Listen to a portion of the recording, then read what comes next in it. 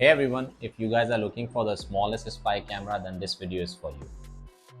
I just want to give a short review about this spy camera which I recently purchased online and I would like to share with you guys. So this is the spy camera. This is the smallest spy camera I ever found. Now let's talk about the major things about this camera.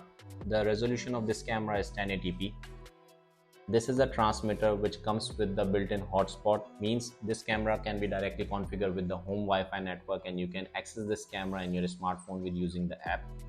There is a micro SD card slot which can directly support 32 GB. It means you can directly record from the camera inside the micro SD card up to 3 to 4 hours. Apart from this, this antenna works as an audio transmitter because you will not find any kind of microphone inbuilt in these kind of cameras. So this company use this antenna function which can directly record and you can hear the clear sound while recording from this camera. Now main important thing, how this camera works. This is a main battery which need to be connected with this device like this, and then you just need to turn on the device from here and you will see the red light. Now it means the camera is activated. Now you have two options, either use the micro SD card and the Wi-Fi connectivity.